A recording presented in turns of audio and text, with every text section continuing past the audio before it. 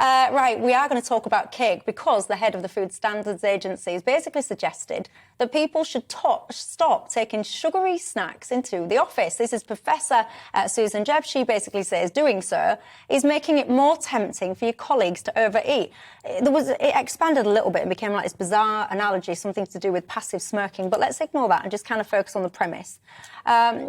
Do you think, we need to be told don't take cakes to the office? No, I don't. And I think, it's common sense. I have to say that when I worked in an office, I found it quite nauseating. I mean, literally nauseating. The amount of cakes and biscuits and things that were constantly coming in because it was always somebody's birthday or something. When I started work, you couldn't see across the newsroom for cigarette smoke, and that was, just to go back to the passive smoking thing. But I actually think eating in the office. And what made me so cross was that, people Finish bring that these... sentence. Eating in the office what? Well, my point is this, that I think it's actually quite disgusting. What, eating in the office? Yes, I do. Because you'd see all these plates of cakes and things, and then, the next morning there would still be the plates over these awful... rock-hard, cheap icing. That's laziness of the person. That's laziness. Doing the well, anyway, I mean, Susan Dewbs did go on to say things about the watershed and advertising of sweets and sweet products, which successive governments have failed to implement despite promising to do so. I do think it is common sense.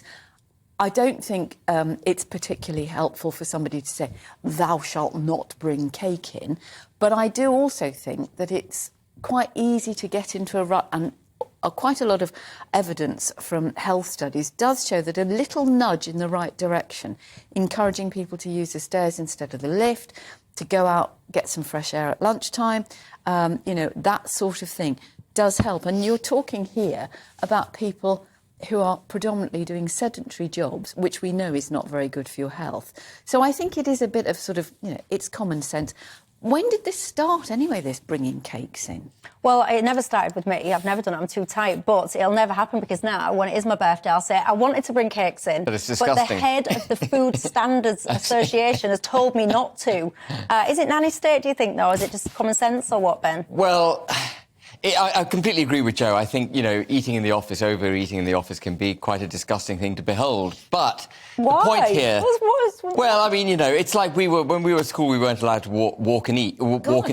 And I think I agree with that. When you got a detention, even if you were sucking a cough sweet, if you were seen... I mean, I think eating in the street, unless you are, street food or on a beach or maybe chips or something like that, but I think it's disgusting. Yeah. How odd the parents... But, I mean, I think that's not really the debate. The debate here is... on a tangent, granted you. The debate here is the government really doing the right thing by micromanaging the way we live? And as you may have heard me say in the past, Michelle, we've now lived in 25 years of nanny state.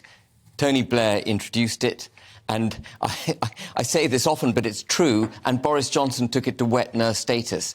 Locking us up, and I don't want to have a big debate about lockdowns, but locking us up in order to prevent people from getting ill was the ultimate in social intervention. We were told that you can't decide yourself whether you're vulnerable or elderly and prone to get the virus, or you feel concerned about getting the virus. You can't make those decisions yourself. The entire country is going to be locked down.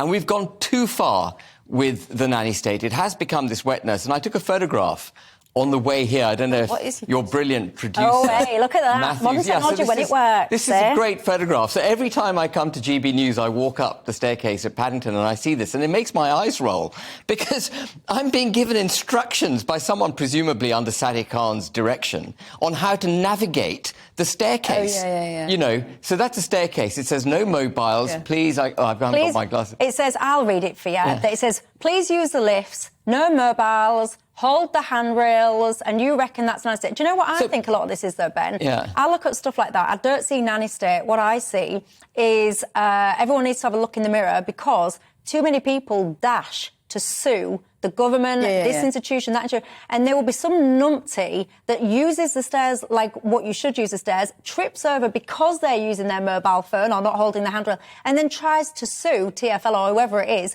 because, oh, you should have told me there was a hazard. That's what I blame all this lot on.